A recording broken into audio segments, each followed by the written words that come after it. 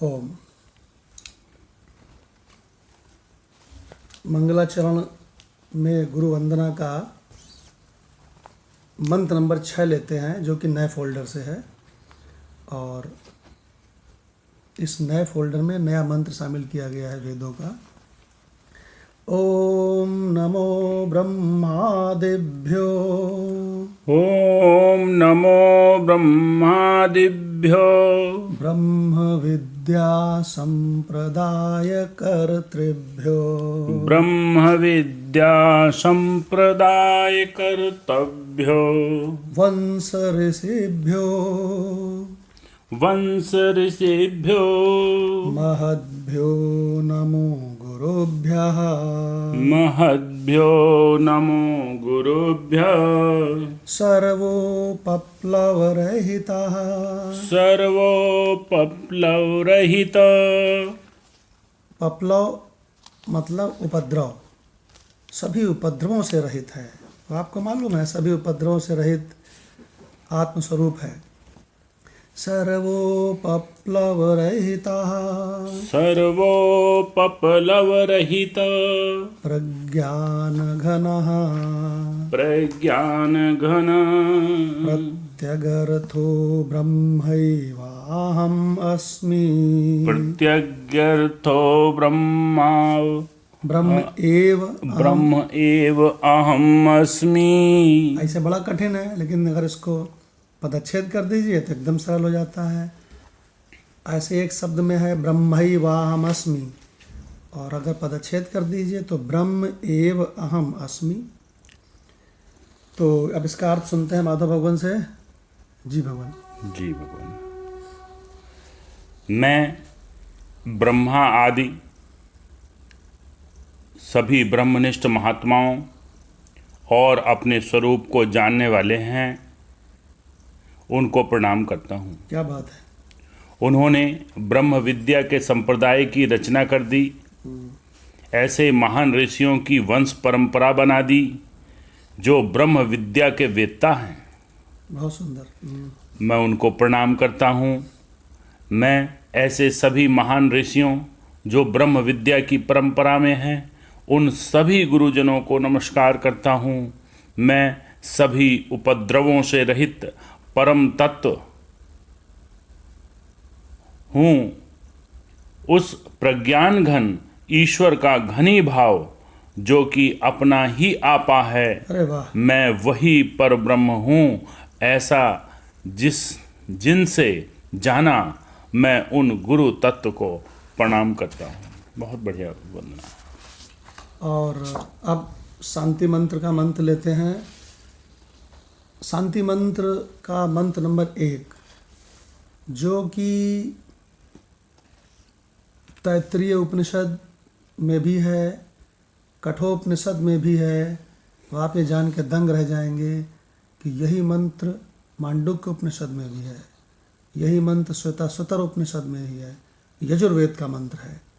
ओम सहनाववतु ओम सहनाववतु सहनौ भुनक्तु सहनौ भुनक्तु सह वीर्यं करवावहै सह वीर्यं करवावहै तेजस्विनावधीतमस्तु तेजस्विनावधीतमस्तु मा विद्विषावहै मा विद्विषावहै।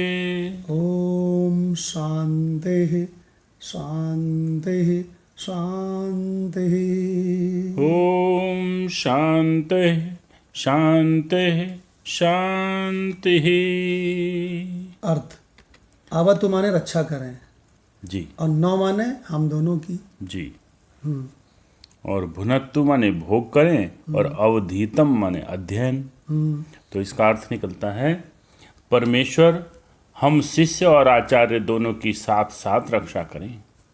हम दोनों के साथ साथ विद्या फल का भोग कराएं।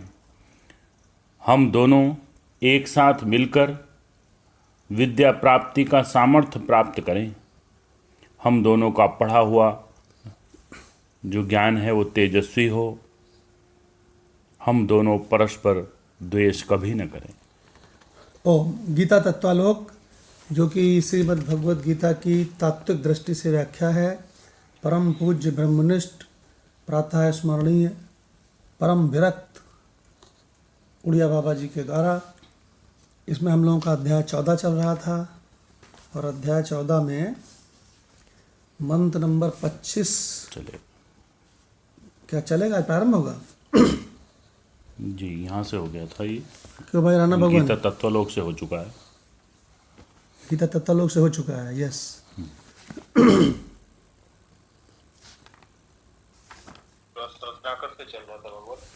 गीता तत्वालोक से हो गया है, ठीक है। तो एक बार मंत्र कोई चैंटिंग करते हैं और उसके बाद कंचन भगवान से गीता रस रत्नाकर सुनेंगे।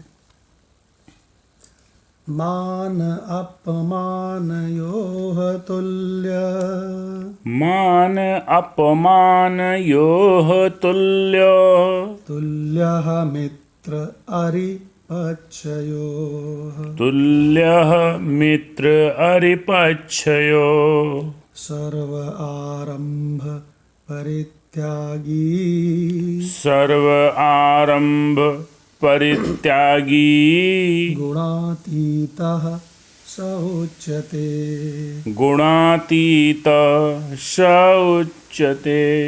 अर्थ, जो मान और अपमान में सम है, जो मित्र और वैरी के पक्ष में भी सम है, संपूर्ण आरंभों में कर्तापन के अभिमान से रहित है, वह पुरुष गुणातीत कहा जाता है। अर्जुन,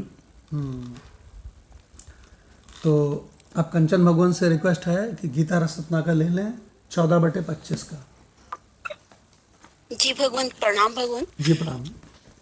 स्वामी जी बता रहे हैं कि मान से संसारी प्रसन्न होता है और साधक दुखी होता है, तथा अपमान से संसारी दुखी होता है और साधक प्रसन्न होता है। सिद्ध के लिए मान अपमान दोनों एक हैं। मान अपमान शब्द केवल देहाभिमानी के लिए यथार्थ है। जो देह को ही अपना सब कुछ समझता है, उसी के लिए मान अपमान शब्द यथार्थ है। किंतु जिसको देहाभिमान नहीं है, उसके लिए तो मान अपमान शब्द बिल्कुल निरर्थक हैं। उसकी दृष्टि में ना तो मान है और ना अपमान है, दोनों बराबर हैं। अरे, लोग मुर्दे को खूब फूल चढ़ाते हैं, मालाएं चढ़ाते हैं, तो उनसे उसका कुछ सम्मान होता है? प्रश्न है, नहीं, कोई सम्मान नहीं होता है। तुल्यो मित्र अरि पक्षो, तो समान है। एक मित्र पक्ष और दूसरा अरि पक्ष है। जो कुछ नहीं देता उसको लोग अरि मान लेते हैं और कहते हैं कि अरे, यह तो हमको कभी कुछ देता ही नहीं। हम तो ब्राह्मण रहे हैं, पुरोहित रहे हैं, हमारे यहाँ किसी किसी घर से साल में 2-2 रुपए भेंट आ जाती थी, किसी के घर से 10 सेर, किसी के घर से 1 मन और किसी के घर से 3 मन अन्न आ जाता था।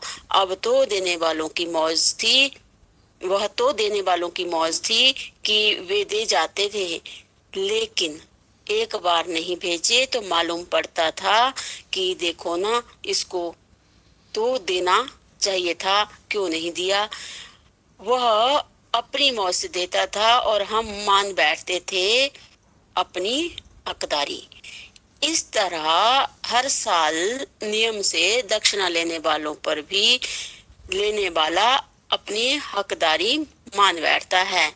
लेकिन यह जो मित्र पक्ष है, बिल्कुल कल्पित है।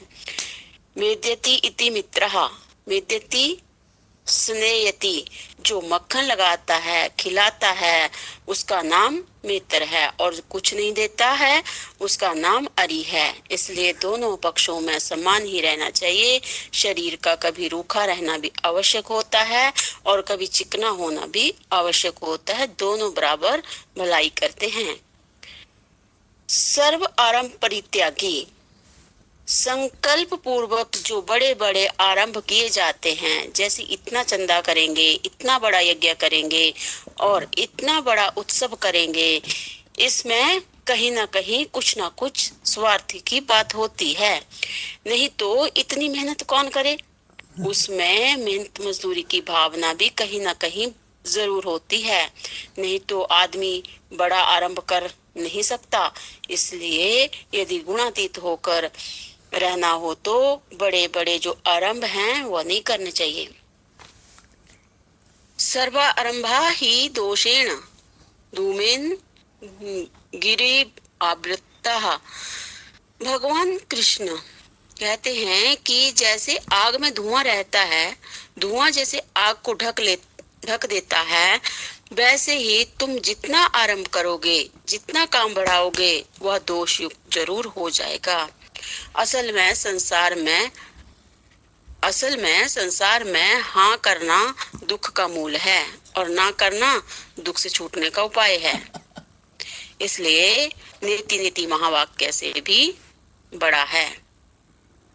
नीति नीति महावाक्य से भी बड़ा है, क्योंकि नीति नीति में जो इति शब्द है उसका अर्थ तत्वमसि अहम ब्रह्मस्मि भी है। जब हम नीति नीति बोलते हैं तब उसका अर्थ वही होता है जो तेज बिंदु उपनिषद में आया है। अहम ब्रह्मस्मि नास्त्येव, वह इति शब्द का ही अर्थ है। इसलिए ना कहने में कल्याण है और हाँ कहने में बंधन ही बंधन है। हाँ, जहाँ हाँ बोला कि वहाँ फंस गए। कोई पूछे कि भाई तुम्हारे पास पैसा है और तुम बोलो कि नहीं है तो वह तुरंत चला जाएगा। किंतु यदि यह कह दो कि हाँ है तो वह कहेगा कि 2 रुपए उधार दे दो।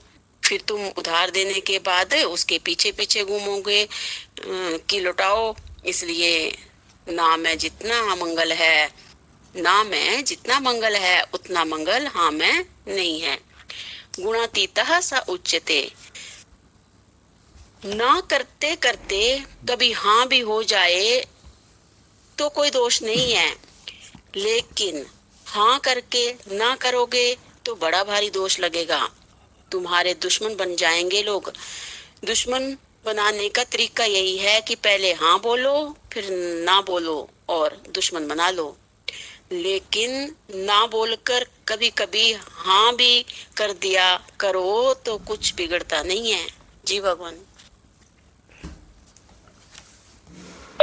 बहुत ही टॉप क्लास अर्थ, बहुत ही रोचक अर्थ। माधव भगवान के कमेंट सुनते हैं इस पे, खूब बढ़िया बढ़िया हाईलाइट किया गया है इस पे। गीता रस अपनाकर, वास्तव में गीता के एक एक मंत्र पे, एक एक पोर पोर पे रस टपकता है, आनंद टपकता है। और बताऊं, ये भोगों जैसा आनंद नहीं है, क्योंकि भोगों का जो आनंद है ना वो थोड़ी देर बाद मालूम क्या होता है। क्यों भगवान? भोगों का जो आनंद है वो थोड़ी देर बाद कहता है। जब भोग शुरू करने वाला होता है, भोग चाहता है तो क्या कहता है? हाँ हाँ हाँ। और जब भोगने के थोड़ी देर बाद क्या कहता है? ना ना। आप किसी को रसगुल्ले खिलाओ तो पहले क्या कहेगा कि रसगुल्ले खाओगे, तो उसके मुंह में पानी आ जाता है, कहता है हाँ हैं हाँ। और उसके बाद उससे कह दो थाली भर के रख दो, कह दो खाओ और खाओ हैं, तो कहेगा ना। तो कह दो नहीं मेरी तरफ से 2 खाओ, कहता है ना। लेकिन ये जो अध्यात्म का आनंद है, ये भगवान इसमें इतना रस है कि भगवान इसमें ना नहीं होता है। समय कम पड़ जाता है ना। क्या बोलते हैं, बाकी सारी चीज़ें लगता है अरे छोड़ो यार क्या आनंद आ रहा है। सारे जीव आनंद के पीछे क्यों भागते हैं माधव भगवान? क्योंकि वो आनंद स्वरूप है। आनंद स्वरूप है ओरिजिनली। सारे जीव शांति के पीछे क्यों भागते हैं? वो शांति स्वरूप, वो शांत स्वरूप है। अच्छा, सारे जीव ऐसा क्यों चाहते हैं कि हम मरे ना? क्यों माधव भगवान? क्योंकि वो अधर्मा है, अमरणशील। हाँ, चूंकि वो अमृत है, अमृत है, इसलिए वो चाहता है कि हम न मरें। अच्छा, सारे जीव ऐसा क्यों चाहते हैं कि हमको यार कोई काम न बताओ? क्यों मतलब? क्योंकि वो अकर्म वस्तु, क्योंकि वो अकर्म वस्तु है। अच्छा, सारे जीव पराधीनता स्वीकार क्यों नहीं करते, क्यों नहीं अच्छी लगती उनको? वो स्वतंत्र स्वरूप है। हाँ भगवान, देख लो ये सब बातें।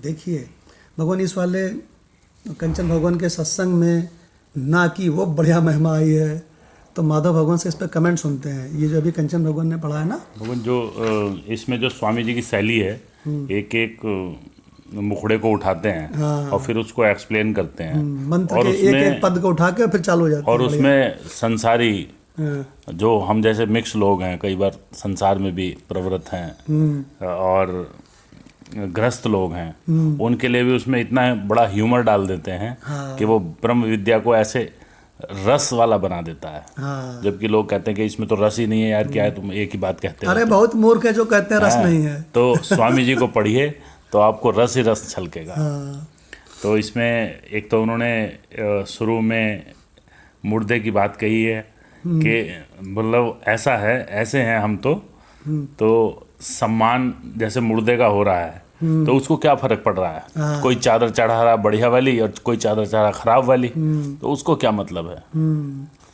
तो एक तो ये एग्जाम्पल हमें बहुत हिट किया। हाँ। दूसरा फिर मित्र और अरी का दोनों का उदाहरण दिया उन्होंने हरि माने शत्रु। कि अरी कौन है, शत्रु कौन है और मित्र कौन है। भाई जो कुछ नहीं देता उसे हम अरी मान लेते हैं। ये शत्रु है। हाँ, रिश्तेदारी में कोई जा नहीं रहा है और कुछ न लेता न देता तो उसे कहते हैं भाई ये तो बेकार रिश्तेदार है। ये बेकार है ये, क्योंकि हमारे लिए अनुकूल नहीं है। हमारे लिए जो अनुकूल है वो उसकी परिभाषा बताई। और फिर सर्व आरंभ में तो उन्होंने कमाल ही कर दिया भगवान। सर्व आरंभ के लिए जो ना का महत्व बताया है वो बहुत कि यदि आपने ना कह दी तो शुरू में हो सकता है किसी को झटका लगे ना से, लेकिन उसमें आपका आरंभ नहीं हुआ। हाँ। तो सर्व आरंभ परित्यागी होने का गृहस्थ को सूत्र दिया है कि आप ना कहना सीखो। ना कहना सीखो। इसमें आपने पहले ही कहा था कि बेटा और अकाउंट मत बनाओ। हाँ। और पुराने अकाउंट जितना मिनिमम हो सकता है, मैक्सिमम जितना हो सकता है उतने जो है कट करने की कोशिश करो। हाँ। और जो बहुत आवश्यक है उनको करते रहो तो क्या, और ना करो तो क्या। हम तो स्वतंत्र स्वरूप हैं। हाँ, तो भगवान ना कहना सीखो, ये मतलब इम्पोर्टेंट बात है। तो और हमने इसमें से एक अपने लिए निकाला था जिसमें सर्वारंभ में उन्होंने कहा कि इतना चंदा करेंगे, इतना बड़ा यज्ञ करेंगे, इतना बड़ा उत्सव करेंगे, तो गुरु की महिमा है, गुरु का आशीर्वाद है कि हम इससे निकल गए। हाँ।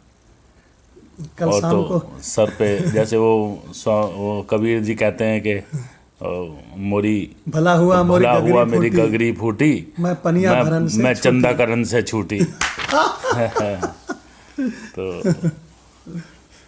ये महत्व है सत्संग के। तो भगवान ना की महिमा, इसमें एक बहुत अच्छी बात आई है, सर्व आरंभ परित्यागी, है ना।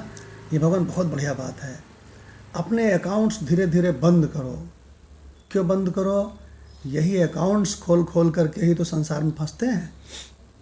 देखिए भगवान जी। और एक भगवान इसमें नेति नेति वाले वाक्य में जो इति है उस इति को एक्सप्लेन करके उसमें ब्रह्मास्मि दिखा दिया। हाँ, उसमें मंत्र ना ना के महत्व है। नेति नेति क्या है भगवान? ना ना ही तो है हाँ, कि ना ना ना। वही तो वही कह रहे हैं, वही संसार में भी तुम आरंभ प्रत्यायी के लिए वो नाना सूत्र अपनाओ। हाँ, तो इससे बचे रहोगे।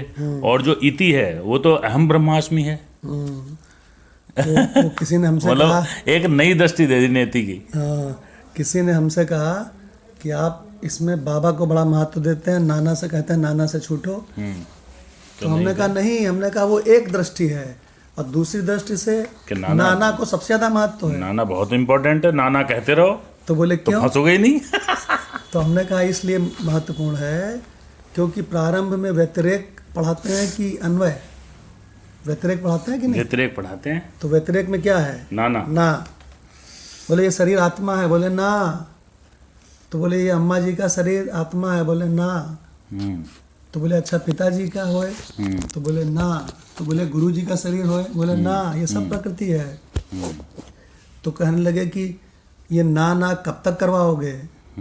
तो कहते हैं ना ना ना करते करते जिसको तुम ना नहीं कह सकते वही परमात्मा है। बहुत बढ़िया। आप बताओ, ये कह सकते हो कि मैं नहीं हूँ, मैं ना? नहीं, ये नहीं कह सकते। ये नहीं कह सकते क्योंकि ये अकाट्य है। भगवान जागृत में रहता है, स्वप्न में रहता है, सुसुप्ति में रहता है, और सभी को अनुभव है अपने होने का, तो मैं ना कह ही नहीं सकते। इसका मतलब आज भगवान नया विचार निकला कि नाना जो है व्यतिरेक है, हाँ व्यतिरेक दृष्टि हैं, हाँ, और जो बाबा अन्वय जो दृष्टि है वो अन्वय दृष्टि है। हाँ, तो बोले कि पहले कौन ज़्यादा प्रिय होता है, तो बोले पहले नाना। क्यों भाई? प्रारंभिक साधक को नाना और फिर बाबा तक। छोटा बच्चा पहले बाबा बोल ही नहीं पाता है, नाना पहले बोल लेता है ना? ना ना ना ना ऐसे करके बोलता है। तो भगवान बहुत ही सुंदर, कंचन भगवान ने ये सुनाया, ना की महिमा, मना करना सीखो। अरे भाई काली भगवान, चलना है जरा, वो हमारे घर में किसी रिलेशन में अम्मा जी की डेथ हो गई है, दूसरे स्टेट में है, चलना है भाई, आपके पास सीएनजी वाली कार है। तो अगर काली भगवान ये कह दें ना मैं नहीं जा सकता क्योंकि मुझे तो बहुत ज़रूरी अपॉइंटमेंट है, हैं क्या है? अरे भैया सुबह ही सुबह है, वो 5:45 बजे हैं, बहुत तगड़ा अपॉइंटमेंट है, सॉरी मैं नहीं जा सकता। सारी समस्या से बच गए। अब भगवान अगर चले गए तो भगवान कितना कष्ट उठाया, तीर्थों में जाने में कितना कष्ट है भगवान, बहुत कष्ट है ना? तो ना कहना सीखो, सर्वारंभ परित्यागी यो मद भक्ता समय प्रिया। क्या बात है भगवान। तो अब ज्ञानेश्वरी गीता मदन लाल भगवान से सुनते हैं, 14/25।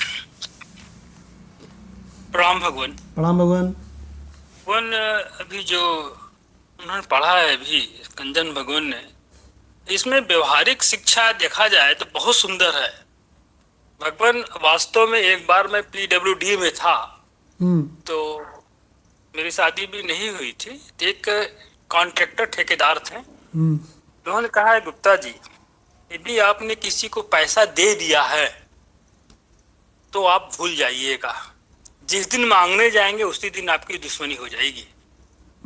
भगवान ये हमने जीवन में देखा है, जिसको दिया वो वापस नहीं हुआ, और जिससे हमने कहा वो मतलब कि उससे मतलब कि मतभेद हुआ ही हुआ है। तो भगवान शुरू में यदि आपने ना बोल दिया तो अति उत्तम है। इन्होंने बहुत सुंदर व्याख्या किया है कि आप यदि हाँ बोलकर ना बोलेंगे तो आपको परेशानी होगी, यदि ये ना बोलकर हाँ कर देंगे तो कुछ हद तक इसमें कोई बुरा नहीं है। तो संसार के लिए, गृहस्थ के लिए भी बहुत सुंदर शिक्षा है, मतलब कि कलापूर्ण है, और जरा शांतिपूर्ण जीवन की जीने की शिक्षा भी है। बहुत बढ़िया भगवान। इसका मतलब यह है कि जीवन में ना कहना सीखो। बिल्कुल भगवान। एक हमारे यहाँ पर असिस्टेंट कमिश्नर थे, तो वो क्या करते थे कि जैसे उनके पास अंदर 2 जने हैं और अंदर वो कोई फाइल पे डिस्कस कर रहे हैं, तब तक किसी ने बाहर से कहा मे आई कम इन सर, तो वो कहते थे नो, और भगवान हम तो अंदर ही थे उनके पास, तो हमको बहुत मज़ा आया।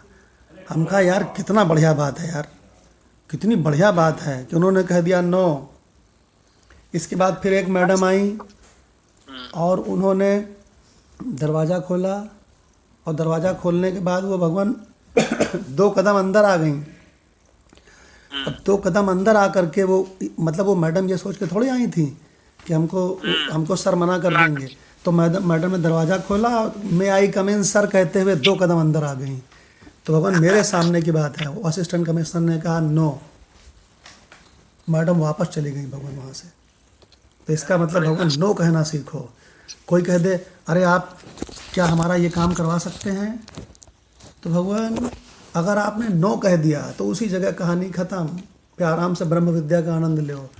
अगर आपने यस कह दिया तो समझ लो आपके 4 घंटे गए। भगवान हाँ करना बंधन में पड़ना है। हाँ यही तो अभी कंचन भगवान ने पढ़ा है कि हाँ करने का मतलब फंसे और ना करने का मतलब छुट्टी पावा। अभी हमारे यहाँ कल एक रिलेटिव का फोन आया था कि भाई हमारे बेटे की शादी है। उनका कितने तारीख को है? बोले इस तारीख को है। उनका भगवान हमारे यहाँ कुछ बेटे का प्रोग्राम है, आना मुश्किल होगा। जबकि ठीक है, कोई प्रोग्राम नहीं है। भाई का देखो मतलब ये- भाई देखो, हम लोग इसलिए बिजी हैं कि हमारा रोज सवेरे सवेरे अपॉइंटमेंट और हमारा जो प्रोग्राम होता है 5:45 बहुत ही जरूरी। होता है, उसके बाद दिन भर लगे रहते हैं हम लोग उसी में। हाँ हम इसलिए बिजी हैं, हमने हाँ कह दी थी हाँ और सुयश जी ने ना कह दी। तो हाँ, ये वो अपने निकल गए और हम इससे फंस गए, हाँ करके फंस गए, हाँ करके निकल गए। हम अपने बेटे का प्रोग्राम बताना पड़ रहा। भगवान कोई ऐसी विद्या नहीं है संसार में कोई ऐसी विद्या नहीं है जिसमें कि ये बात बताई जाए कि ना करना सीखो। और इस पर डॉक्टर भगवान के कमेंट सुनते हैं। जी डॉक्टर भगवान।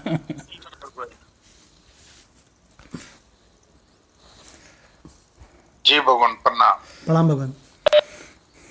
भगवान असल में संसारिक व्यवहारिकता में हर आदमी सबको खुश करने के चक्कर में कि लोग क्या कहेंगे, हाँ हाँ हाँ हाँ करता रहता है और अपने लिए मुसीबत पाल लेता है।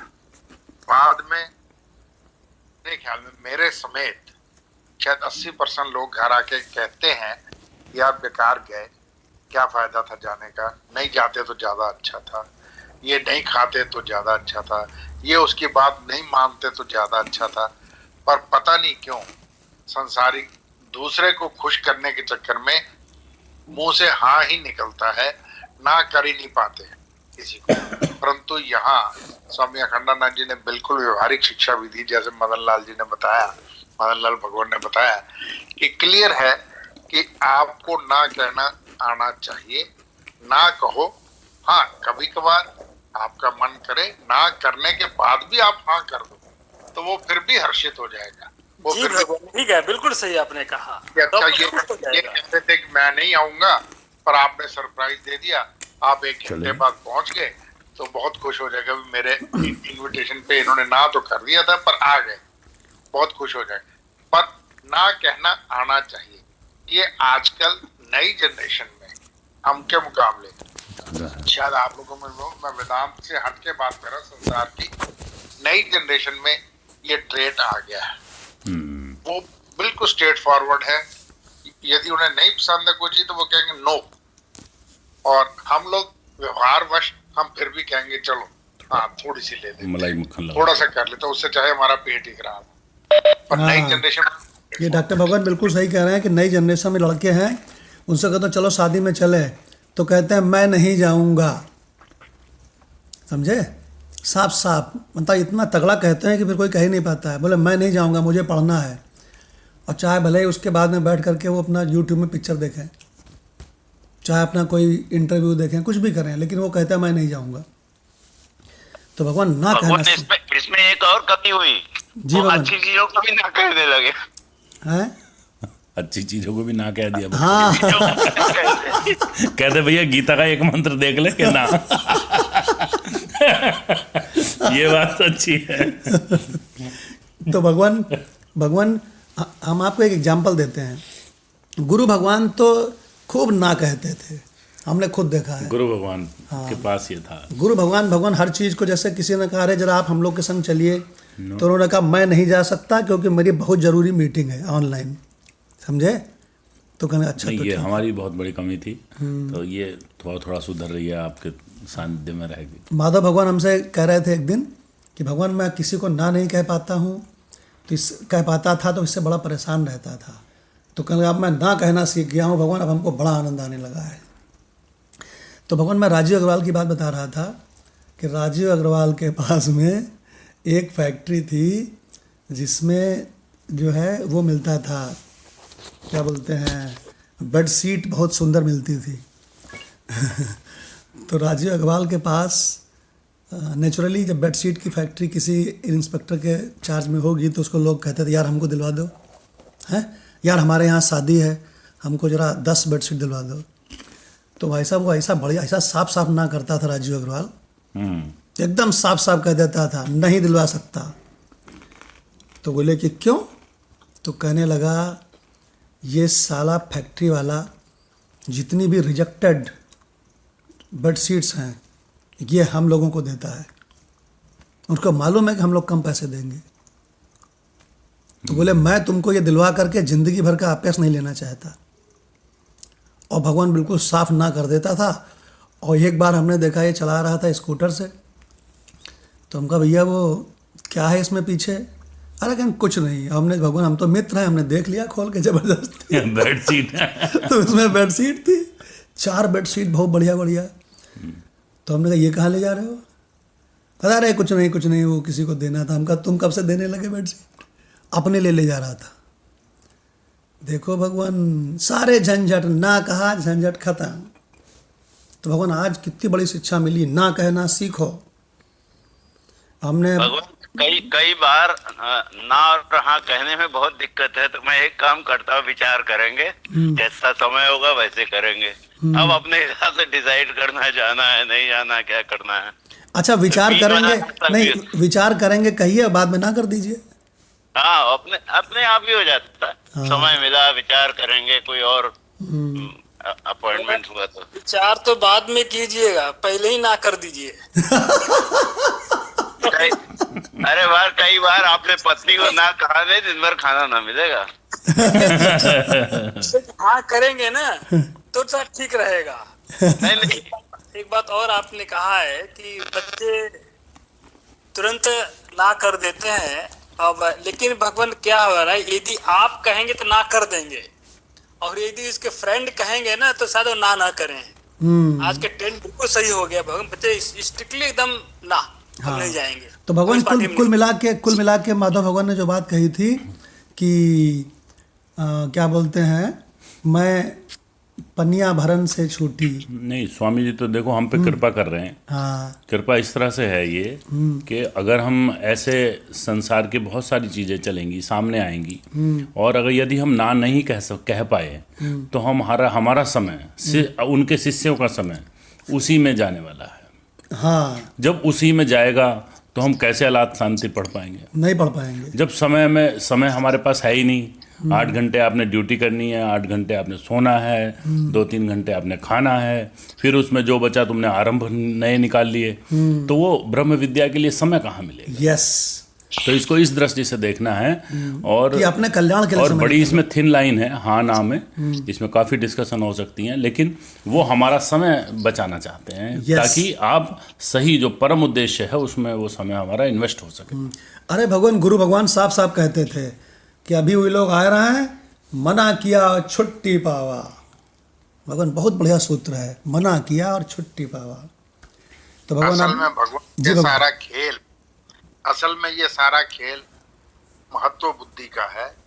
यदि आप सत्संग को महत्व बुद्धि देते हो तो आप नेचुरली इसे प्रेफरेंस दोगे दूसरी चीजों के ऊपर, और आप इस समय गीता ये भगवान कह रहे हैं, भगवान इसमें चाहे कोई उसकी पूजा ईश्वर बुद्धि से करे और चाहे चोर कहकर उनकी निंदा करे, चाहे उसे वृषभों और गजों के समूह रखें और चाहे राजा बना दे, चाहे उसके सन्निकट मित्र मंडली इकट्ठी हो और चाहे शत्रुओं का समूह आकर उसे घेर ले, तो भी उसका चित्त उसी तरह कभी विषमता से मलिन नहीं होता जिस तरह सूर्य के तेज के लिए न तो कभी रात्रि ही होती है न कभी सवेरा ही होता है, अथवा जैसे षड ऋतुओं के आने जाने पर भी आकाश सदा निर्लेप ही रहता है। उसमें आचार का एक और लक्षण दृष्टिगत होता है कि उसे इस बात का कभी भान ही नहीं होता कि वह कोई कार्य कर रहा है। वह कर्मों का त्याग कर देता है और प्रवृत्ति का उन्मूलन कर डालता है, नाश कर देता भगवान इस प्रवृत्ति का। उसके सारे कर्म जलकर भस्म हो जाते हैं क्योंकि अपने ज्ञान के कारण वह स्वयं अग्नितुल्य हो जाता है। लौकिक और पारलौकिक इच्छा उसके मन में कभी उत्पन्न ही नहीं होती। गजब। इसलिए उसे स्वाभाविक रूप से जो कुछ प्राप्त हो जाता है उसे वह उदासीन पूर्वक स्वीकार कर लेता है। वो कभी सुख दुख से सुखी और दुखी नहीं होता। उसका मन पाषाणवत होता है, पत्थर की तरह भगवान, और वह सब प्रकार के संकल्प विकल्प का त्याग चुका होता है, वह सब प्रकार के संकल्प विकल्प को त्याग चुका होता है। परंतु अब यह वर्णन बहुत विस्तार हो चुका है, अब यह वर्णन बहुत विस्तार पूर्वक हो चुका है, जिसमें इस प्रकार का आचार दिखाई दे, वास्तव में वह गुणातीत ही है। फिर भगवान ने कहा, अर्जुन अब मैं तुम्हें गुणातीत होने को उपाय बताता हूँ, उसे ध्यान पूर्वक सुनो। जी भगवान। मंत्र नंबर 26, 14/26।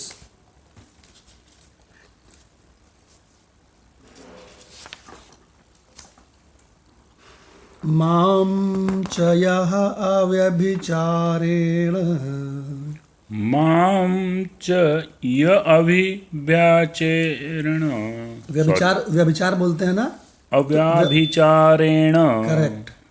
मां च यः अव्यभिचारेण माम च यः अव्याभिचारेण भक्ति योगेन सेवते भक्ति योगेन सेवते सह गुणान् समतीत्य सगुणान् समीत्य सह गुणान् समतीत्य सह गुणान् समतीत्य एतान् ब्रह्म भूयाय कल्पते एतान् ब्रह्म भूयाय कल्पते।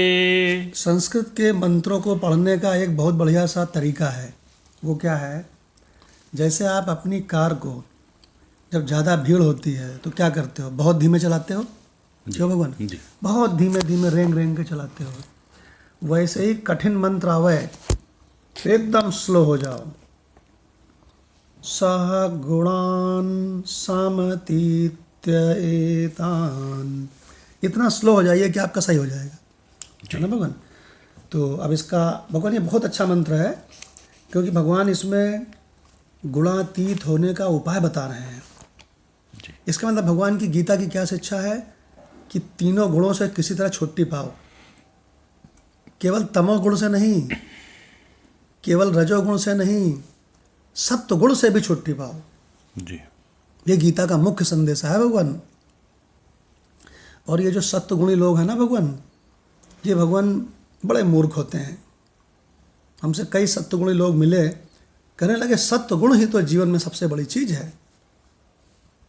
तो हमने कहा उससे भी बड़ी कुछ चीज़ है। तो कहने वो क्या? तो हमने कहा कभी गीता पढ़ी है? तो हाँ गीता तो मैंने कई बार पढ़ी है। तो हमने गीता पढ़ी है और सत्वगुण से बड़ी चीज़ क्या है ये पता नहीं है। ये तो भगवान ने धुआंधार चर्चा की है उसकी। तो भगवान गुणातीत कैसे, अपने गुणातीत स्वरूप को कैसे पहचाने, है ना, तीनों गुणों से कैसे छुट्टी पाएं, तो भगवान इसका उपाय भगवान बता रहे हैं 14/26 में। जी भगवान, अर्थ। जी। तीसरे प्रश्न के उत्तर में गुणों से अतीत होने का उपाय और उसके फल का भगवान द्वारा वर्णन। और जो पुरुष अव्याभिचारी भक्ति योग के द्वारा मुझको निरंतर भजता है, वह भी इन तीनों गुणों को भली भांति लांघ कर सच्चिदानंद घन ब्रह्म को प्राप्त होने के लिए योग्य बन जाता है। अरे गजब। तो योग्य कैसे बने? अव्यभिचारी भक्ति के द्वारा। तो इसका मतलब ये हुआ कि एतान गुणान समतीत्य, ये बहुत इंपॉर्टेंट चीज़ है। इन तीनों गुणों को भली भांति लांघ जाए। इसका मतलब तमोगुणी व्यक्ति कोशिश करके रजोगुण में आवे और रजोगुणी कोशिश करके सत्वगुण में आवे और सत्वगुणी कोशिश करके गुणातीत में आवे और गुणातीत में आकर के अपने स्वरूप को पहचान ले। यह है भगवत गीता की पूरी सीरीज। क्या भगवान जी इस तरह से उन्नति करे और उन्नति करते करते सीधे सीधे मतलब एक लोअर डिवीजन क्लर्क से एमडी बन जाए। क्या भाई? तो आप डॉक्टर भगवान से इसमें भगवान अव्यभिचारी भक्ति योग को की परिभाषा दी है केवल एक सर्वशक्तिमान परमेश्वर वासुदेव भगवान को ही अपना स्वामी मानता हुआ स्वार्थ और अभिमान को त्याग कर श्रद्धा और भाव के सहित परम प्रेम से निरंतर चिंतन करने को अव्यभिचारी भक्ति योग कहा है। मतलब एक तरह से जो श्रद्धा और भक्ति से भगवान का चिंतन करे जिसमें कल्याण होगा, है ना? जी भगवान इसी को अनन्य भी कहते हैं। हाँ तीसरा स्त्री। बिल्कुल, अनन्य तो बहुत इम्पोर्टेंट शब्द है भाई। केवलता स्त्री होती है, एक के सिवा कोई दूसरा नहीं उनके लिए। इसी प्रकार भक्त के लिए एक के अलावा कोई दूसरा नहीं है। बहुत बढ़िया एग्जाम्पल दिया आपने, बहुत बढ़िया एग्जाम्पल है। तो भगवान, अब डॉक्टर भगवान से रिक्वेस्ट है कि इसका गीता तत्व लोग ले लें। जी भगवान। तो भगवान इसकी संगति से लेते हैं कि श्री भगवान ने अर्जुन के 3 प्रश्नों में से पहले का उत्तर 22वें श्लोक से दिया। असल में 3 प्रश्न कौन थे, पहले वो रिवाइज कर लेते हैं। अर्जुन ने 21वें श्लोक में 3 प्रश्न उठाए थे गुणातीत के बारे में। किन लक्षणों के द्वारा पुरुष इन गुणों से अतीत होता है, अब उसके लक्षण क्या होते हैं। दूसरा, उसका आचरण कैसा होता है। और तीसरा था, इन गुणों से अतीत कैसे होता है, गुणातीत कैसे हो जाता है। तो उन्होंने बताया कि मैंने लक्षण तो बता दिए तुम्हें 22वें श्लोक में। दूसरे का यानी आचरण कैसा होता है वो 23वें, 24वें और 25वें में बता दिया। अब तीसरे प्रश्न का उत्तर देते हैं, यानी गुणातीत कैसे हुआ जाता है, गुणातीत कैसे होते हैं। अब ये बतलाएंगे कि इस गुणातीत अवस्था को प्राप्त करने का उपाय क्या है। इसके लिए अव्यभिचारिणी भक्ति को ही मुख्य रूप से वर्णन कर रहे हैं। अब भावार्थ है, जो पुरुष अनन्य भक्ति योग के द्वारा मेरा भजन करता है वह इन गुणों को पार करके ब्रह्म स्वरूप की प्राप्ति में समर्थ होता है। व्याख्या की है, भक्ति 2 प्रकार की होती है, व्यभिचारिणी और अव्यभिचारिणी। आज शिव जी की, कल कृष्ण की, परसों राम की, इस प्रकार जिसकी उपासना बदलती रहती है वह व्यभिचारिणी भक्ति है। ऐसे उपासक का कभी कल्याण नहीं होता है। और यदि निरंतर एक इष्ट, एक गुरु, एक मंत्र और एक शास्त्र रहे तो ये व्यभिचारिणी भक्ति है। इसकी एग्जाम्पल है भगवान तुलसीदास जी, जब कहते हैं किसी कृष्ण के मंदिर में ले गए उन्हें और उन्हें कहा माथा टेको, तो उन्होंने कहा कि तुलसी मस्तक तब निवे जब धनुषबाण होगा। तो मैं राम के सिवाय किसी और को नहीं भगवान मानता। यदि ये मूर्ति भी धनुषबाण ले ले हाथ में तो मैं माथा टेक दूंगा। तो भगवान कृष्ण की उस मूर्ति ने भी धनुषबाण लेके, क्योंकि तुलसीदास जी परम भक्त तो थे ही, तो उनकी भक्ति को और पुष्ट किया और बता दिया कि मैं ही राम हूँ।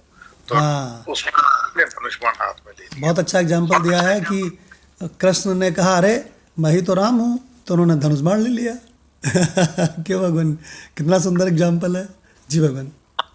अथवा जो भक्ति इस लोक, परलोक और सिद्धियों के सुख को त्याग कर निष्काम भाव से की जाए वह अव्यभिचारिणी है। उसी को अहेतुकी भक्ति भी कहते हैं। अथवा उत्तम के असबस मन माही, सपने हूं आन पुरुष जग नाही। इस उक्ति के अनुसार जिसकी दृष्टि में अपने इष्ट के सिवा दृश्य की कोई सत्ता ही नहीं है, जिसे संपूर्ण प्रपंच इष्टमय प्रतीत होता है, उसकी भक्ति अव्यभिचारिणी है। इसे ही अनन्य भक्ति भी कहते हैं। जैसे यदि अभी हम अपने आप को ब्रह्म ना भी माने तो हम जो कर रहे हैं वो यही कहते हैं कि ये दृश्य जितना भी है ये सब वही है, वासुदेवा सर्वम। तो सब जगह वही परमात्मा ही परमात्मा, सब जगह इष्टमय है, वो भक्ति अव्यभिचारिणी है। जब हमारी ये दृष्टि हो जाएगी सब जगह परमात्मा ही है, सब जगह ब्रह्म ही व्याप्त है, तो ये अव्यभिचारिणी हो गई। इसे ही अनन्य भक्ति भी कहते हैं, क्योंकि यहाँ अन्य का अत्यंत अभाव है। जो ऐसी भक्ति करता है वह ब्रह्म भाव को प्राप्त होने में समर्थ होता है। वह भक्त पूर्ण परिपक्व होने पर सगुण भाव को पार करके निर्गुण ब्रह्म भाव प्राप्त कर सकता है। इस प्रकार भक्ति करते करते जब वैराग्य होगा तब विचार द्वारा तत्व ज्ञान की प्राप्ति होगी। जी भक्त। गजब भगवान, बहुत ही गजब की। आखिरी में तो 4-5 लाइनें बहुत ही बढ़िया बोल दिया कि यहाँ अन्य का अत्यंत अभाव है, क्योंकि जो भी कुछ प्रतीत होता है वो मुझ चेतना को ही तो प्रतीत होता है, मुझ चेतना में ही तो प्रतीत होता है। तो कहते हैं जो कुछ प्रतीत होता है वो मुझ चेतना का ही आभास है। ऐसा समझ लो कि बहुत अच्छा एग्जाम्पल है कि जैसे हम सपने में अनेक देखते हैं कि नहीं, क्यों माधव भगवान जी। तो वो जो सपने में अनेक दिखते हैं ना, वो मुझ ज्ञान की ही ज्ञान आकृतियां हैं। उसी तरह से ये जो संपूर्ण जागने वाले संसार में, सपने में, सुसुप्ति में, इसमें जहाँ भी जो भी देखते हैं हम, जीव जगत ईश्वर जो भी हम देखते हैं, वो सब के सब मुझ ज्ञान की ज्ञान आकृतियां हैं। देखो भगवान, अर्थात केवल मैं ही मैं हूँ बिंब, और ये सब मेरे ही प्रतिबिंब हैं। देखो भगवान, क्या गजब की दृष्टि। तो इसमें आखिरी की 4 लाइनें इतनी बढ़िया पढ़ी डॉक्टर भगवान ने कि माधव भगवान से रिक्वेस्ट करते हैं इनको यहाँ रिपीट कर लीजिए। जी। अनन्य भक्ति, इसे ही अनन्य भक्ति भी कहते हैं, क्योंकि यहाँ अन्य का अत्यंत अभाव है। अगर अन्य का अत्यंत अभाव है तो पहुंच गए वेदांत में। जो ऐसी भक्ति करता है वह ब्रह्म भाव को प्राप्त होने में समर्थ होता है। वह भक्त पूर्ण परिपक्व होने पर सगुण भाव को पार करके निर्गुण ब्रह्म भाव को प्राप्त करता है। और ये टॉपेस्ट लाइन है कि इस प्रकार भक्ति करते करते जब वैराग्य होगा और उसके बाद जब विचार होगा तो तत्व ज्ञान की प्राप्ति होगी। इसका मतलब भक्ति साधन है, काहे के लिए? वैराग्य के आत्मज्ञान प्राप्त करने के लिए, वहां तक पहुंचा दे। भक्ति से वैराग्य। वो कहा है कि भक्ति के 2 पुत्र हैं, कि ज्ञान और वैराग्य। तो भक्ति तभी फलवती होती है। हाँ, तो वही लाइन यहाँ पे आ रही है। अच्छा, जिसकी भक्ति ज्ञान और वैराग्य तक नहीं पहुंची, उसकी भक्ति वो कहते हैं बांझ, अधूरी है। अधूरी है, अधूरी है। भगवान राम ने वो रामचरितमानस में भी कहा है कि जो भक्ति है उससे तुमको फिर वैराग्य नहीं हुआ, जो तुम भक्ति आदि कर रहे हो ना, उससे तुमको वैराग्य नहीं हुआ। तो बोले कि फिर वो तुम्हारी गड़बड़ भक्ति है। कुछ लोग इस तरह का प्रश्न करते हैं, जी आप ज्ञान वाले हो, हम तो भक्त हैं, हम भक्त वाले हैं। ठीक है, दोनों की लाइन है तो कोई दिक्कत नहीं है, लेकिन उनसे पूछना चाहिए कि भाई तुम्हें वैराग्य हुआ? अगर छूचे हैं तो भक्ति काम नहीं कर रही। उनकी भक्ति बांझ है कि ज्ञान में आए, ज्ञान विचार शुरू हुआ, मैं कौन हूँ, कुछ नहीं, वो नहीं केवल हुआ तो अधूरी है। स्वामी विवेकानंद जी कहते थे ऊपर उठो कि ये जो क्रियाकलाप है इसको भक्ति का नाम देना ये बहुत बड़ी नासमझी है। भक्ति तो भाव है, उसमें भी भाव ही इम्पोर्टेंट है। Yes. जिस समय वो कर रहा है ना, वो कर्मकांड भी कर रहा है, उस समय अगर उसका भाव है तो ही इम्पोर्टेंट है। एक जने ने मदन लाल भगवान, एक जने ने सोने का एक छत्र है ना भगवान को चढ़ाया, और एक जने ने मिट्टी का छत्र बाहर से खरीद करके, क्यों भाई जी, वो भगवान को चढ़ाया। लेकिन जिसने मिट्टी का छत्र चढ़ाया वो बड़े ही भाव से चढ़ाया। तो किसको भक्ति का ज़्यादा फायदा मिला? जिसने मिट्टी का चढ़ाया उसको। बिल्कुल, क्योंकि वस्तु का कोई मतलब ही नहीं है इसमें, मतलब है भाव का।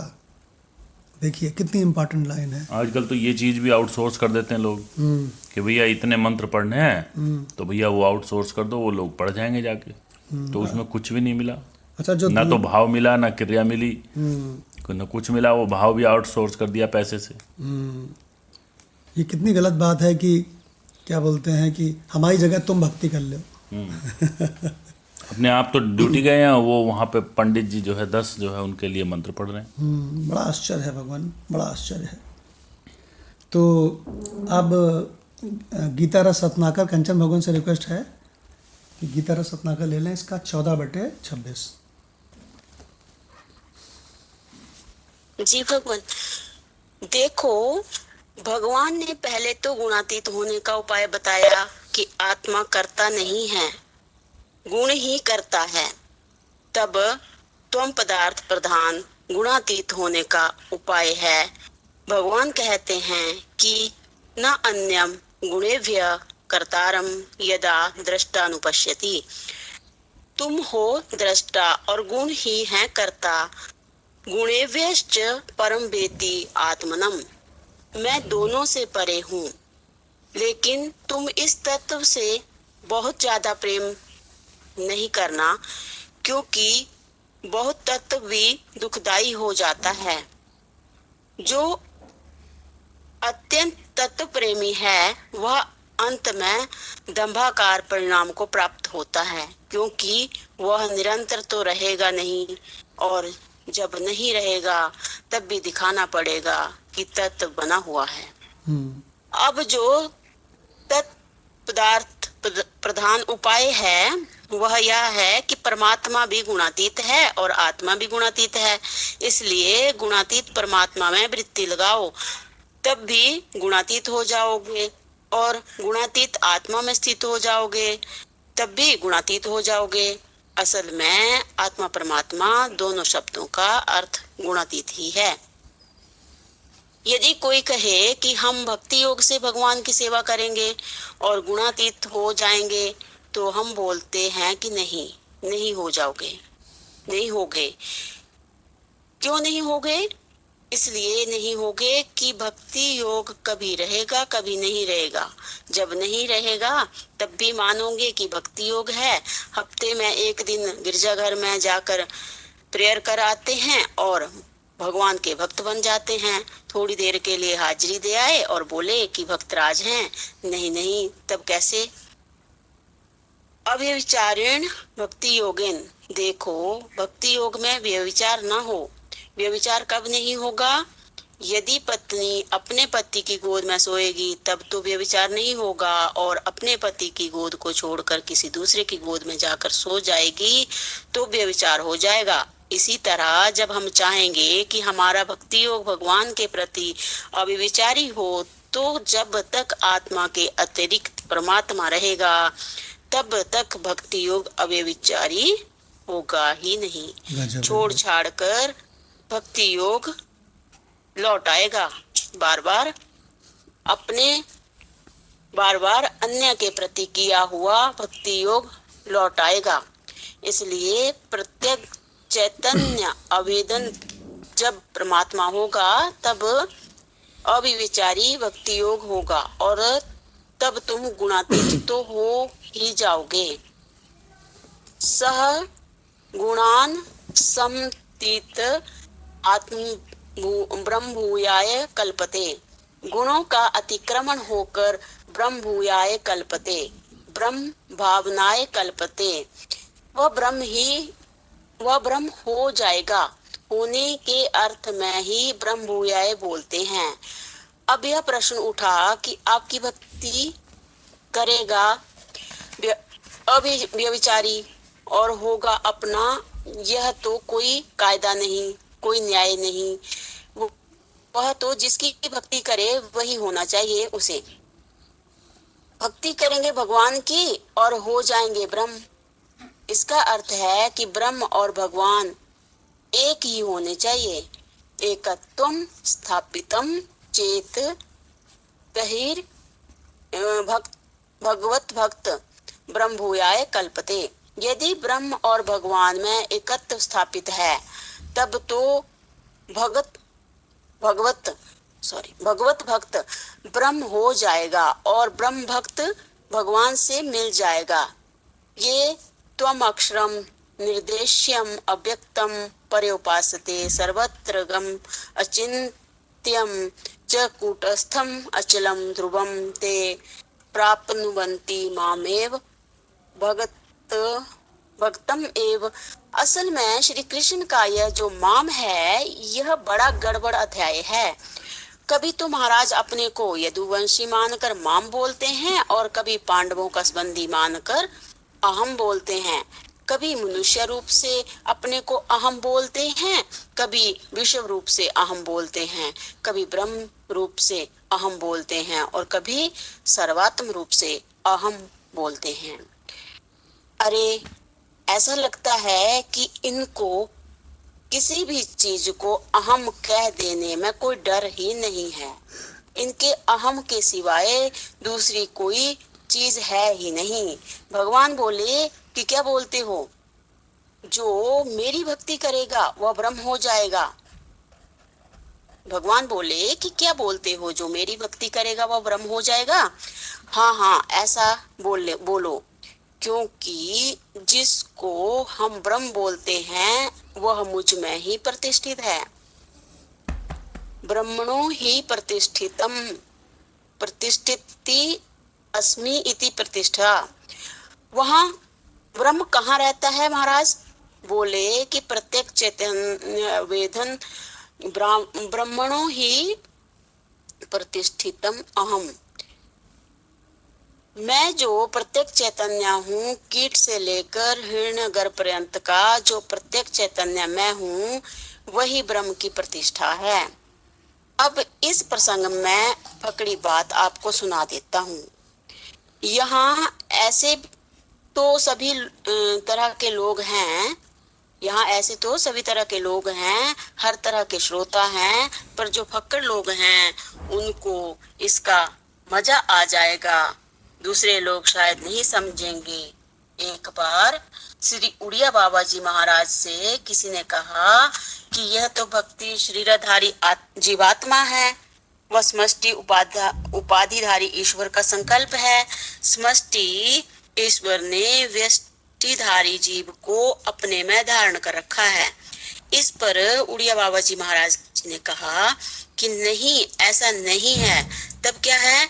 यह है कि समष्टि नाम की कोई चीज है, यह कल्पना ही व्यष्टि अंतःकरण की है। अंतःकरण ही समष्टि प्रपंच की कल्पना करके जो अंतःकरण अवचिन्न चैतन्य है, वही कल्पित समष्टि प्रपंचत्व अवचिन्न चैतन्य के रूप में ईश्वर तेन भासता है। व्यष्टि चैतन्य की कल्पना समष्टि चैतन्य है, समष्टि चैतन्य की कल्पना व्यष्टि चैतन्य नहीं है। लीजिए, मैंने फकड़ी बात आपको सुना दी। इसका नाम आभासवाद नहीं है और इसका नाम प्रतिबिंबवाद भी नहीं है। रामघाट में हमारे एक बाबूजी थे। वे एक दिन श्री उड़िया बाबा जी महाराज जी से बोले कि यह सारी दुनिया ईश्वर के स्वप्न में है, ईश्वर स्वप्न देख रहा है और यह दुनिया दिख रही है और हम सब स्वप्न पुरुष उसके स्वप्न में इधर से उधर घूम रहे हैं। जब उसका स्वप्न टूटा तब हम मुक्त होंगे, इसलिए क्या हमें तब तक इंतजार करना पड़ेगा? बाबा ने कहा कि अच्छा, उसके स्वप्न में तो हम सब लोग हैं, लेकिन वह किसके स्वप्न में है ये तो बताओ। जी भगवान। बहुत ही गूढ़ बातें आ गई इसमें, जो भी कंचन भगवान ने पढ़ा। इसमें एक महत्वपूर्ण बात बताते हैं आपको कि उड़िया बाबा जी के पास जब कोई जाके ये कहता था कि ईश्वर ने अपने संकल्प से ये सारा जगत बनाया है, तो ईश्वर का संकल्प ही ये सारे नाम रूप हैं, तो उड़िया बाबा कहते थे नहीं, गलत। तो बोले महाराज कैसे गलत? तो कहने लगे तुम गहरी नींद में कहीं कोई जगत वगत था? तो बोले नहीं था महाराज। तो बोले जब सवेरे तुम उठे तो मन का उदय भया, तो इसका मतलब जब इस मन का उदय हुआ तब इसने जगत, जीव और ईश्वर की कल्पना की। तो बाबा कहते थे नहीं, जीव के जो जीव का संकल्प है, जीव के अंतःकरण का जो संकल्प है, वो है जीव जगत ईश्वर, वो है जगत और ईश्वर। और जब उड़िया बाबा के पास कोई जाकर के ये कहता था महाराज मन ने बनाया विश्व, मन ही रचा सब प्रपंच है, तो उड़िया बाबा फिर उल्टा बोलते थे। उड़िया बाबा कहते थे नहीं, ईश्वर का संकल्प है ये सब जीव वगैरह। तो राज क्या है? तो उलट पलट सब समझा देना चाहते हैं, कहीं एक ही साइड में ना फंस जाए। राज ये है कि वास्तविकता तो ये है कि जीव जगत ईश्वर ये तीनों का एग्जिस्टेंस ही नहीं है कहीं। बिल्कुल। ना सतो विद्यते भावो। तो उड़िया बाबा सामने वाले के ठीक उल्टा क्यों बोलते हैं? जिससे कि वो और तिखार के समझे और ये समझ जाए कि ना असतो विद्यते भावो है। यही बात अभी भी कंचन भगवान ने पढ़ी कि उड़िया बाबा जी महाराज से किसी ने कहा कि यह जो व्यक्ति है ना, शरीरधारी जीवात्मा, ये जितने हैं इस तरह के शरीर, ये ईश्वर का संकल्प है। तो इस पर उड़िया बाबा जी ने कहा ऐसा नहीं है। तो बोले कि तो क्या कहते हैं वो कि ये जो अंतःकरण है ना, ये जो जीव, ये मन, यही समष्टि प्रपंच की कल्पना करता है। मन ने बनाया विश्व यह। बहुत ध्यान से समझ लीजिए ये गुत्थी कि कहीं कहीं शास्त्रों में आता है ईश्वर ने संकल्प किया, ये जगत उत्पन्न हो गया, ठीक है। और कहीं शास्त्रों में आता है कि मन मतलब व्यष्टि, मन ने संकल्प किया तो उससे ये सब जगत आदि ईश्वर आदि की कल्पना हो गई। तो इसमें क्या सही है माधव भगवान? विश्व कहीं बना मतलब एग्जिस्ट ही नहीं करता। यस। और जब तक हम प्रमेय पे नहीं आएंगे तो फंस जाएंगे इन बातों में। तो इसका मतलब यह हुआ कि हमको इन दोनों बातों के, शास्त्रों के दोनों इशारों को समझना चाहिए। जैसे कि उपनिषदों में बताया गया है कि सृष्टि कैसे बनी। मुंडक उपनिषद निकालो। मुंडक उपनिषद में पहले मुंडक के, देखो मुंडक उपनिषद में 3 मुंडक हैं, 3 पार्ट समझ लो। मुंडक उपनिषद में 3 मुंडक हैं। इसमें से जो पहला मुंडक है, पहले मुंडक, अच्छा तीनों जो मुंडक हैं उसके 2 पार्ट हैं। ये थोड़ हाँ नहीं, तो इसमें आप अंतिम मंत्र निकालो। जो प्रथम मुंडक के प्रथम खंड का अंतिम मंत्र, तपसाचीयते ब्रह्म। प्रथम मुंडक के प्रथम खंड का मंत्र नंबर, यस ये देखो मिल गया, 8वां मंत्र है। देखो भगवान, बहुत बढ़िया बात है, बहुत ही महत्वपूर्ण बात है, समझ लो। शास्त्रों में तरह तरह से बताया गया है, ऐसे जगत बना। दूसरे शास्त्र में कहते हैं नहीं ऐसे जगत बना। तीसरे शास्त्रों में कहते हैं नहीं ऐसे जगत बना। इन सब का प्रयोजन क्या है? इनका सबका प्रयोजन यह है, किसी जानकार के पास जाओ तो कहेगा मूर्खाधिराज न असतो विद्यते भावो। जगत कहीं है ही नहीं, ये असत है, ये झूठा भासमान है, छाया है, संकल्प है, ये है ही नहीं कहीं। ये रहस्य है शास्त्रों का। तो भगवान आज मैं आपको बता रहा हूँ मुंडक उपनिषद के पहले मुंडक के पहले खंड का 8वां मंत्र क्या कहता है ये? तपसाचीयते ब्रह्म ततो अन्नम अभिजायते अन्नात् प्राणो मनः सत्यम लोकाः कर्मसु च अमृतम। परब्रह्म ने संकल्प किया। चीयते माने क्या होता है? चीयते माने होता है उल्लास। क्यों भाई? हैं? चीयर्स। चीयते माने चीयर्स। क्यों भाई? ब्रह्म ने, देखो आपको मालूम है कि ब्रह्म यानी कि परमात्मा अखंड और अनंत है और चैतन्य है। तो उसने चीयर्स किया एक बार। क्या चीयर्स किया?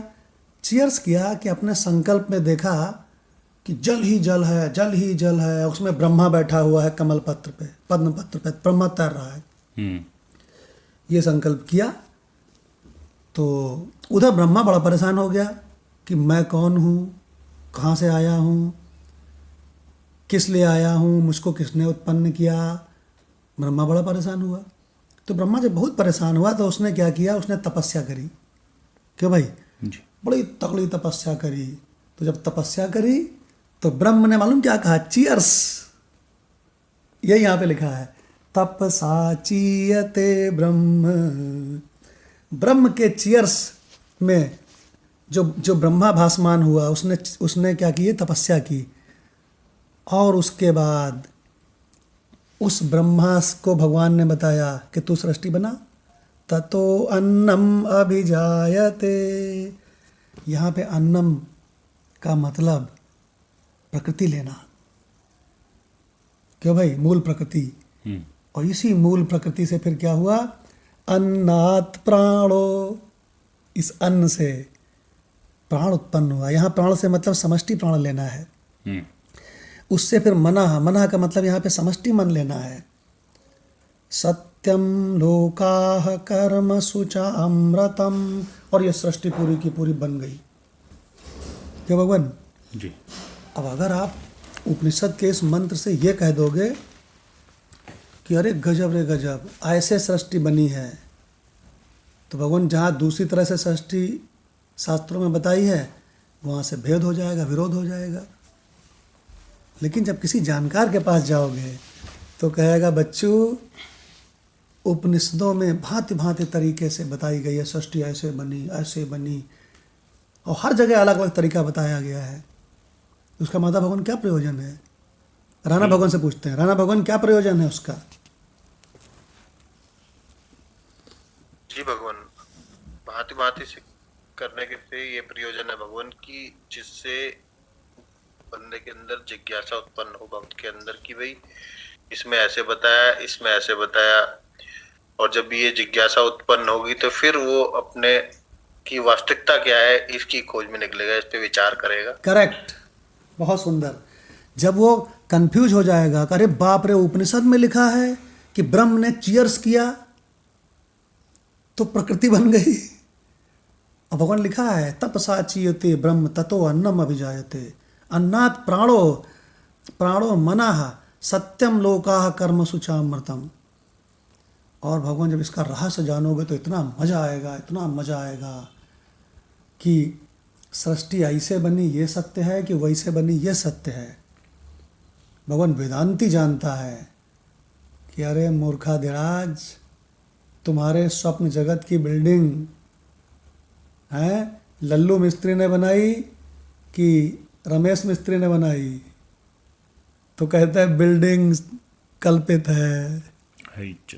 देखो भगवान कितनी महत्व की बात। तो भगवान वही उड़िया बाबा ने यहाँ बताया है। उड़िया बाबा ने यही बताया है यहाँ पर। क्यों? कि ले कीट से ब्रह्मा तलक, ये सब का सब मेरा संकल्प है, ये आत्मा का संकल्प है। और इन्होंने कहा हमने फकड़ी बात बता दी। तो भगवान जिसने ना असतो विद्यते भाव समझ लिया, उसने भगवान सब समझ लिया है। और एक बात बहुत अच्छी और आई है, ऐसा कीजिएगा कि गीता रस रत्नाकर का ये पेज विकास भगवान फोटो कापी करा कर अपने फोल्डर में लगा लीजिएगा, क्योंकि इसमें आया है कि असल में श्री कृष्ण ये जो अहम अहम बोलते हैं, इनको कोई परहेज नहीं है। ये सुअर को भी कहते हैं अहम, ये महापापी को भी कहते हैं अहम, किसी भी दृष्टि से कहीं भी यूज कर लेते हैं हमको। हाँ। अच्छा, ये जो है कहीं पे हवन चल रहा हो तो ये कहते हैं पंडित भी मैं ही हूँ, अग्नि भी मैं ही हूँ, हवन भी मैं ही हूँ। हेलो। तो सबसे महत्व की बात है कि ये भगवान कृष्ण किसी भी चीज़ को अहम कह देते हैं। तो ये भगवान कृष्ण को कोई परहेज ही नहीं है।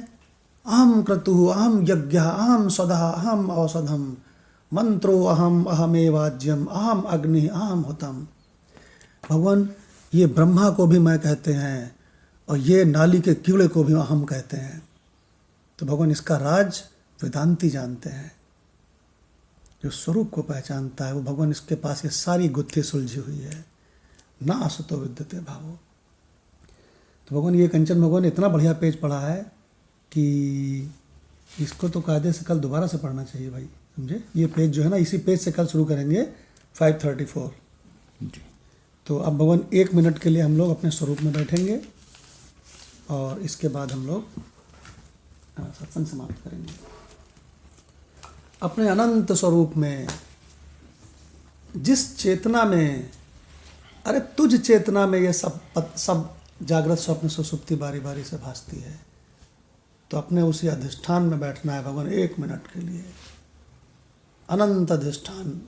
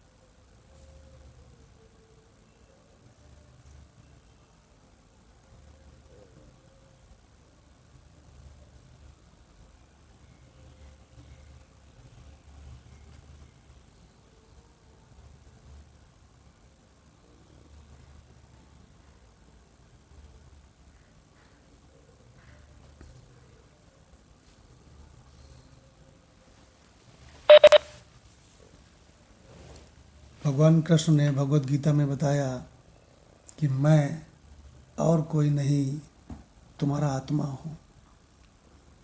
आत्मा माने होता है आपा।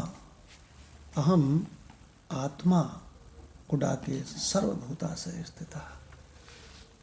तो भगवान को अनुभव करना है तो अगर तुम अपनी आत्मा को भगवान नहीं कहते हो, क्यों भगवान, और किसी पराये को कहते हो, यही व्यभिचार है।